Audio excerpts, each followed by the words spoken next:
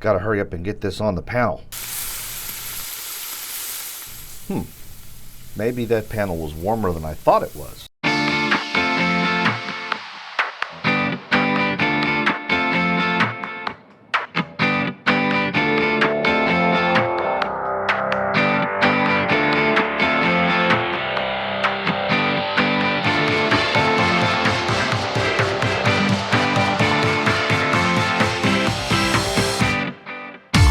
Hello, everyone.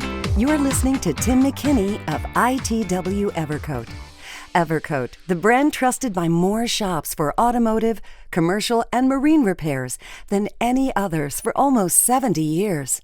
Bringing you continued innovations like Light Speed Repair System to streamline and improve repairs at the speed of light. Optex Filler with color-changing technology and Optex Super Build with a built-in guide coat. And now, here's Tim. Hello everyone, Tim McKinney coming at you from the Cincinnati studio here for EVERCOAT. Hey, getting a lot of questions with regard to cure time, work time, gel time, paint time. So wanted to kind of go through a little bit of a scenario to help to understand that and how it relates to temperature, because as the temperatures rise, it is going to cut down on the working time of the products. So let's start off this way. Let's assume that we're working with a properly cured mix ratio of EVERCOAT products at a rate of 50-1 or 2%. And we're talking about these products being catalyzed, applied on a surface at 72 degrees and the product is 72 degrees. So if that's the case, for most of the products, you're going to have work time, as the tech data sheets would state, somewhere in the range of around 5 to 6 minutes. And you're going to have a sanding time on these products somewhere in the range of around 15 to 20 minutes. Now, if it is much warmer than 70 degrees, let's say it's 20 degrees warmer than that. A general guideline is if it's 20 degrees warmer than the specified temperature on the tech data sheet, you generally lose about 50% of the time.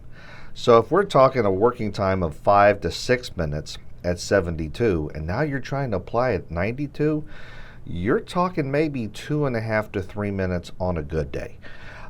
If it's warmer than that and humidity comes into play, you maybe slightly over-catalyzed it, it's going to cut that time down.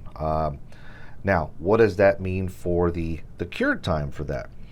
All right, so the eco resin products at around 72 to 75 are going to be curing in roughly around 40 minutes. The non-eco resin fillers are going to have a cure time at roughly around an hour. So you can paint them at that time frame. So you would be able to paint over top of the eco resin products like EVERCOAT Rage Optics, EVERCOAT Rage Ultra in about 40 minutes. You're going to be able to apply the primer and continue on with the rest of the process. If we're talking about the commercial Ultra products, well, it's got a longer working time, so it's going to have a longer cure time and a longer paint time. So the cure time on EVERCOAT Commercial Ultra is going to be roughly about 50 minutes. So therefore, again, you can prime it and paint it after that 50-minute time period. And obviously, we have to put a primer over top of it before we paint it. So if we're priming at 50 minutes, we're going to be fine. We don't have to worry about the paint aspect of it because the primer's done first. It's got to cure, it's got to be sanded, and then you apply the paint over top of it. For Rage Ultra Extra, that's going to be extended out to roughly about 140 minutes for the cure time, and again, about 140 minutes, a little over 2 hours before you can put the primer and paint it. Kind of kept following along with this.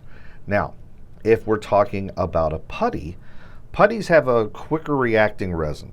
So putties are going to have a working time roughly of about let's call them to be about 2 to 3 minutes at 72 degrees. Some of them are going to be a little bit more, some a little bit less.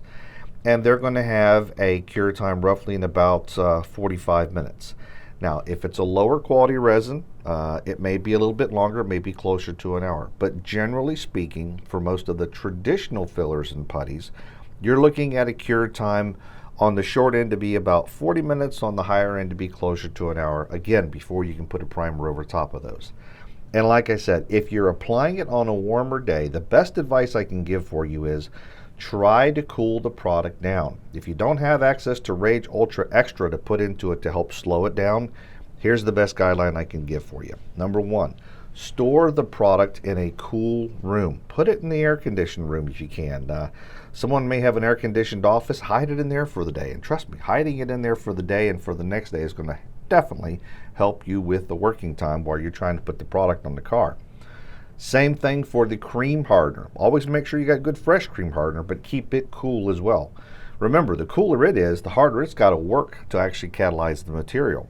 The warmer the filler or putty and the cream hardener are, the quicker everything is going to take off. These products create heat as they cure. If they're already warm, it doesn't take a whole lot of chemical energy to start that cycling process off. Second, after you have the products mixed up, spread them out. Use the largest mixing board that you can. Trust me, it will help you. Spread that sucker out a little bit, because as you spread the material out, it's going to help to dissipate the heat, and it's not going to be kicking off so fast. If you have it all into a big clump and it's in a solid mass like that, you'll notice how much faster it kicks off, because there's no place for that exothermic energy or that heat to go, so it cycles itself off much faster. Did a demo at the SEMA show when we first launched Rage Optics, and showed in a mass how it would change color faster than when it was spread out. So that if you've got that product, prove it to yourself and you'll see what I'm talking about. Last, cool the car down. Don't just bring it in from outside. You know, in the wintertime, I see cars get pulled in and the snow gets shoveled off of them or swept off of them, and start the repairs, and the panel's cold. This time of the year, I see that black car get rolled inside, cold, goes into the shop and ground on, and then the product gets applied to it, and you're listening for that sizzling effect. So don't put a product over top of a panel that's that hot. Cool it down as well. Put a fan on it. Hey, you know what? If it's this hot, I like to put a fan on top of me as well, because, you know, who doesn't like working a little bit cooler? So follow those 3 rules, and just remember, look at the tech data sheets on the products, or on the can. We'll have some information as well that talks about the general guideline for working time at 72 degrees. If any of the products you see have a gel time or a gelling time, that's the point where the product is just starting to thicken up and go to a solid stage. We like to call it the cheese grater stage or green stage. And for those of you old enough to know what the cheese grater stage is, yep, I'm still around. And then it goes into that curing stage we talked about. You can put the primer over top of it and then finally put the paint on it. So wanted to put some information out about that. Had a few questions. Just thought I'd try to give some guidelines to try to help out. Stay tuned for more information. As always, stay safe out there.